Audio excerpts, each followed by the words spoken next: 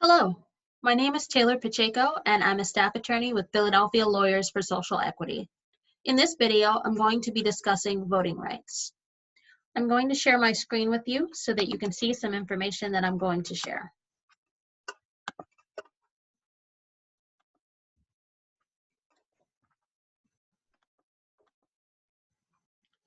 So something that we want to make sure that people are aware of is that you can vote in Pennsylvania no matter what your criminal record looks like. In order to be ineligible to vote, you have to have been convicted of a felony and be currently incarcerated for that felony. So it doesn't matter if you have a felony conviction or multiple felony convictions. As long as you are not in state prison at the time of the election serving a sentence for that felony, you are eligible to vote. If you're home, your case is over, you're no longer incarcerated for that sentence, you are eligible to vote. It doesn't matter if you're on parole. It doesn't matter if you're on probation. As long as you are no longer in prison serving a sentence for a felony conviction, you are eligible to vote. Let's go through the different scenarios in which people can be eligible to vote and the one scenario in which people are not eligible to vote. So suppose you've been arrested and you're in custody. You are waiting for your case to move forward to trial. You're eligible to vote. Even though you're incarcerated, you're not convicted of a felony and serving a sentence. You're just waiting for your case to move forward.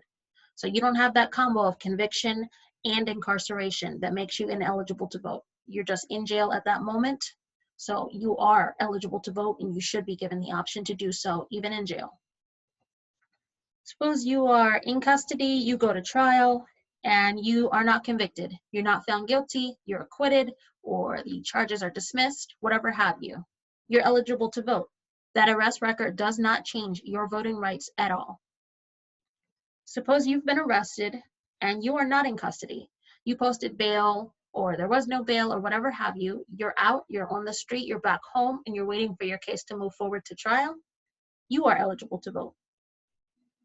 Suppose you've been arrested, you go to trial, and you are convicted. So you are found guilty of one or more felony convictions. But your sentence is not prison time. You're sentenced to probation, or maybe you're given time served and parole, whatever have you. You're back home. You can vote. Even though you're on supervised release, you are eligible to vote because you are not in state prison serving a sentence for the crime you were convicted of. Let's talk about the only scenario in which someone cannot vote.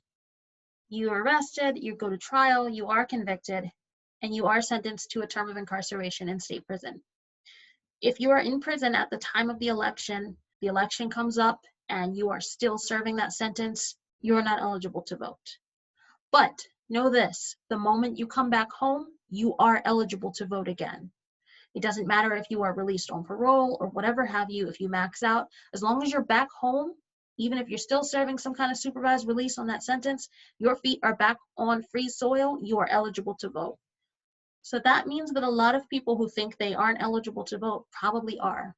We would urge you to make sure that you are, in fact, not in that small group of people who can't vote. Most of you can vote. If you're watching this at home, you're eligible to vote.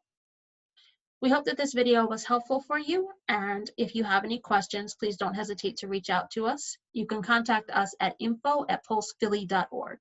That is info@plsephilly.org.